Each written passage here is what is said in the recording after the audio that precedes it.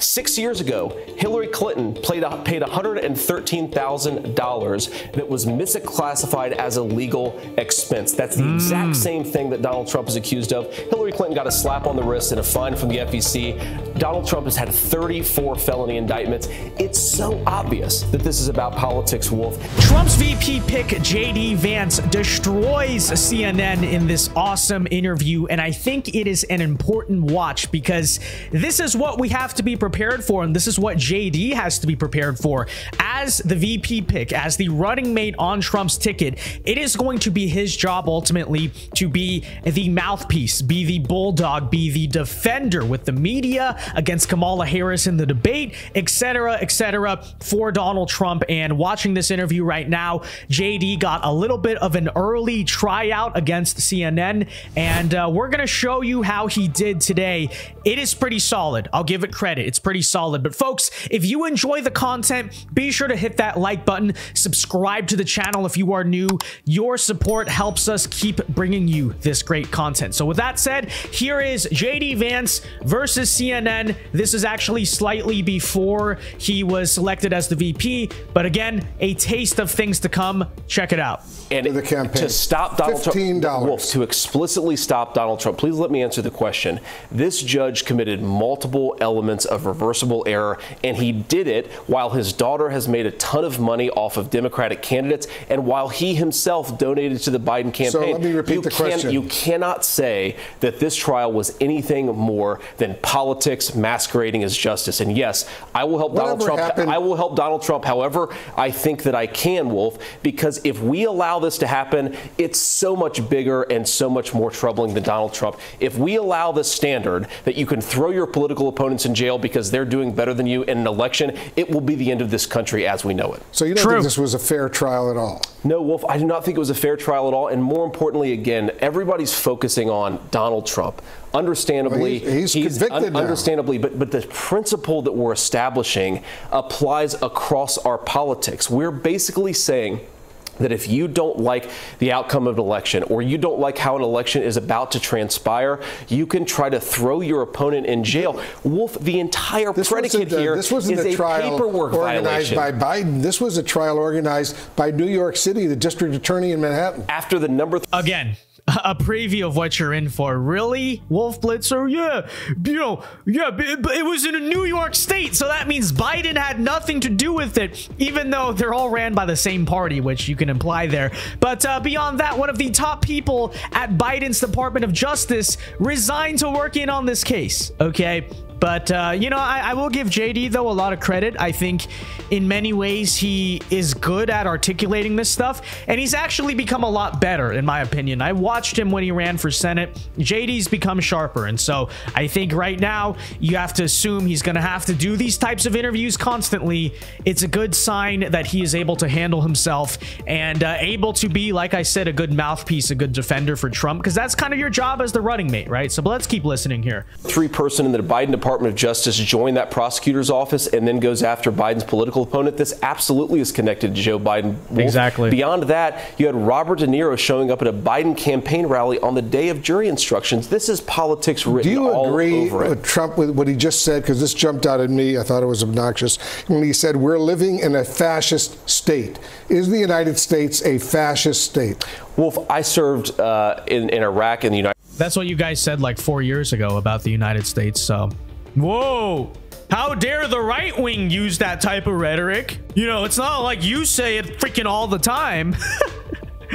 What a fool. United States what a fool. Multiple family members. Were you outraged when he said that, when Trump said that? I am outraged at this entire proceeding, but are you outraged not at that Donald Trump's criticism of it. Trump is calling the United States of America, the greatest country in the world, a fascist state. Are you okay with that? After the president of the United States uses the power of the courts and his power as president that we live in a throw his opponents in jail, I think this is disgraceful. I don't care what you call it, Wolf. Trump is disgraceful? Is that what you're saying? I think this proceeding, this legal proceeding, is disgraceful. But what about Trump calling our country a fascist state? They're trying to throw him in prison For a paperwork violation, Wolf. By his peers. After the judge gave those jury biased instructions, after that judge donated to Donald Trump's political opponent, of course he's going to be frustrated, and he has every right to be. I don't care what you call this, but this is not the America that I know and love. Why aren't we? I'm sorry, you know, forget that part even. CNN is in no place to talk about the extreme rhetoric, okay? You know, when we were hyping up the CNN presidential debate, we literally played clips here on this channel of Jake Tapper and Dana Bash, the two moderators, comparing Trump to Hitler all the freaking time. We had Jake saying that Trump was Hitler, okay? I remember 4 years ago they were saying that America was a fascist state, the left, I mean. And then you have Dana Bash, who said she does not believe Trump should even be eligible to run for president. So much for our democracy here. But how dare Trump say the same thing you've been saying for the past 4 years? These people are so bad faith. They are ridiculous, okay? Props to JD for doing this interview and defending.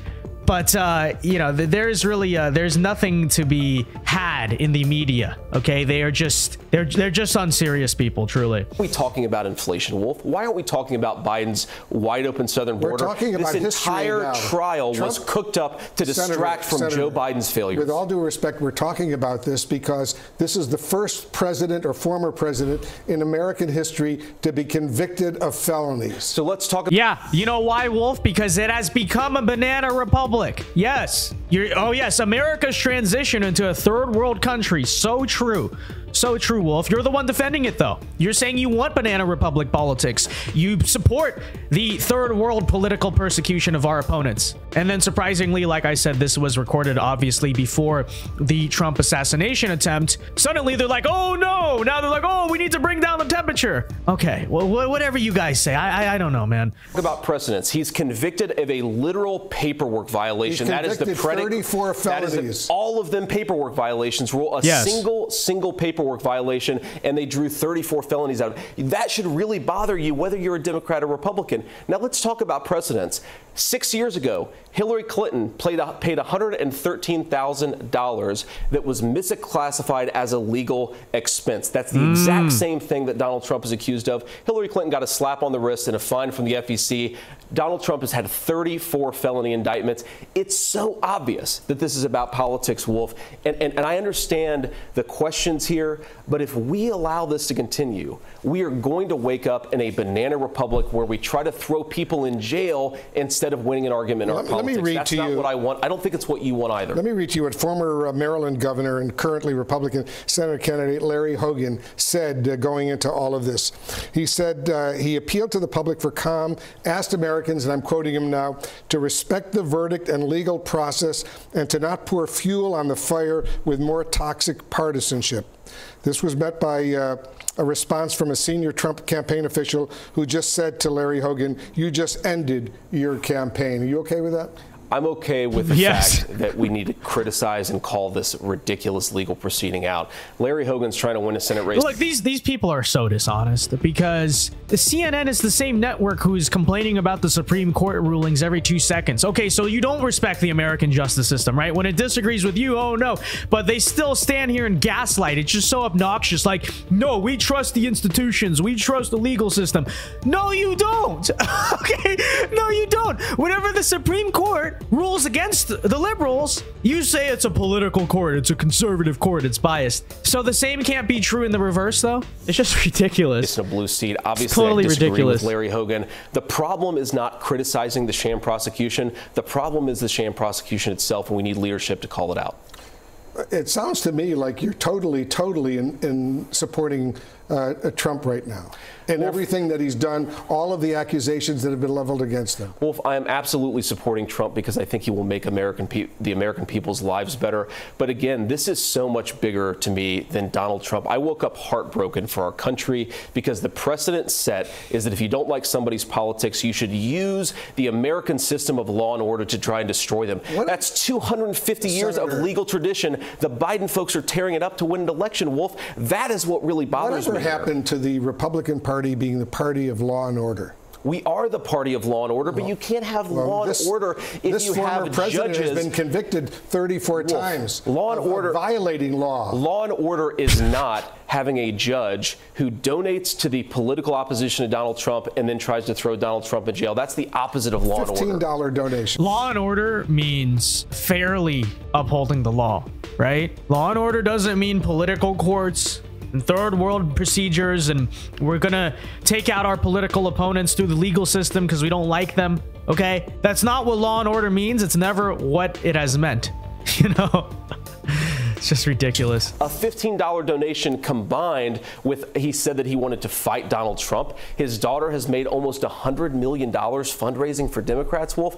Every single thing about this points to the fact that this was a political sham prosecution. Now, it's not just the judge's financial interests, his commitment to Democrats, multiple reversible errors. Why didn't they change the venue? Why didn't the judge give accurate jury instructions? Why didn't they charge him with something more than a paperwork violation? The entire argument of this case is that Donald Trump should go to prison because an employee of his filled out paperwork the wrong way. Wolf, this is disgraceful. Do you believe that his employees, with his knowledge, were trying to cover up an affair with Stormy Daniels in order, this is just a few weeks before the election? I believe that Donald Trump did nothing wrong, but if you take Alvin Bragg's argument, if you take every single thing in that indictment at face value, what it suggests is Donald Trump committed a paperwork violation. Is that 34 felony counts? Not in the country that I want to live in, not in the United States of America that I know and love. You don't want to live in the United States? I don't want to live.